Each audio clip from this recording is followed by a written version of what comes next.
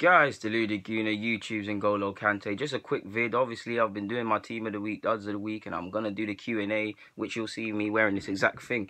But as I've been doing this, I've come across some rumours, and you guys know every so often if I see rumours, think let me wrap a little video and just keep you guys in the loop. So the first one, and probably the one of the biggest concern, Giroud's allegedly torn his hamstring and he's out for 6 weeks. Now, we know he had a hamstring problem. Allegedly, it's a tear. Now, a strain and a tear, the difference is there. I mean, if you've strained it, you've got to rest it. Naturally, we don't need to know anything about being a doctor or physio, but if you've teared something, it's going to take a while to repair. So he's out for a month and whatever. He's going to definitely miss Chelsea in the new year. I know we've got I believe we've got Spurs at the end of January/February. I don't know specifically when it is, so don't quote me, but I'd like to think he'd be about for then. And we are very stretched. Now, Alexis looks like he might leave in January or definitely at the end of the season. Now we kind of have no choice but to keep him, at least on paper. Then after that, we've got Lacazette. We have to hope he stays fit.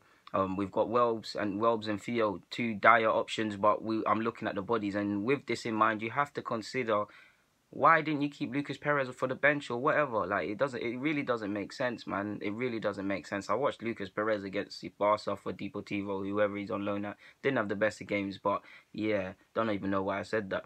So yeah, whatever happens there, and we're really stretched for bodies now, man. I hope to be wrong. I mean, what concerns me more is that it's French media reporting this. Obviously, Giroud's French.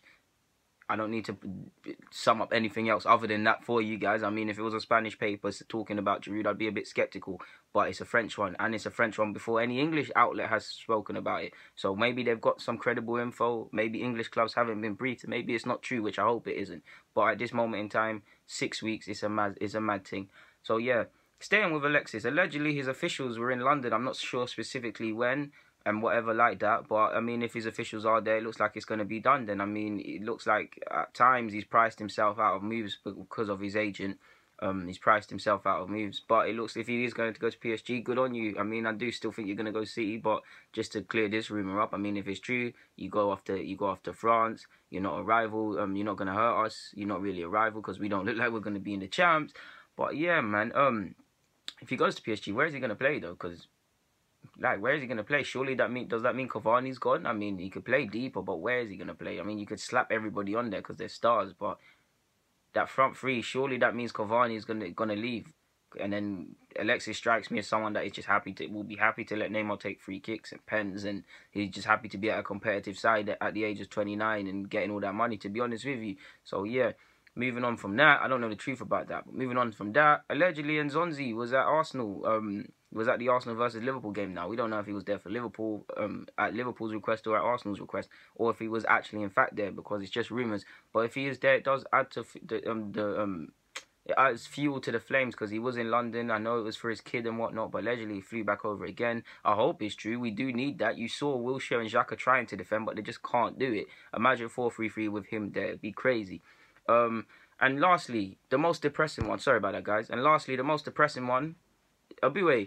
His wife has taken all of his assets in a bit of divorce between them. Okay, of course, I don't know the ins and outs, and we don't, so we respectful to both parties. We don't know, but the fact is, he's lost all his assets. He's lost all his houses. He said the bailiffs are after him, and he turns off all the lights, and he's scared of the bailiffs and stuff because they're trying to take his last Enfield home, which was awarded to his wife. And you've got to imagine, like, is his wife evil to take literally all of his assets that he worked with? His wife used to thingy as well, deal with all his affairs and his financial stuff as well. There was a quote that really scared me. He said, when I was in Turkey or something, I was reading the article. He said, when I was in Turkey, I made 8 and I sent back 7. I signed everything she wanted me to sign. She's my wife.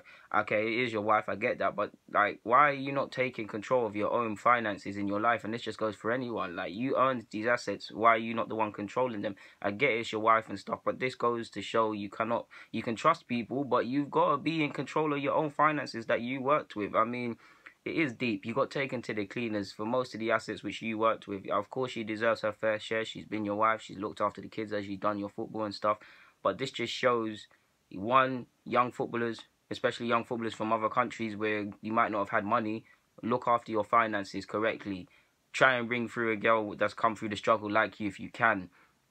look after your finances. Look after your finances. Control your finances. Invest your money, because I'm sure his companions that were at the Arsenal side, they might have been in problems like him and they've invested. Johnny Heitinga, I remember his article in the paper. He was there saying, "Oh, my wife wants to leave me. We're not happy. We don't have money to go shopping." That's no one's fault but yourselves.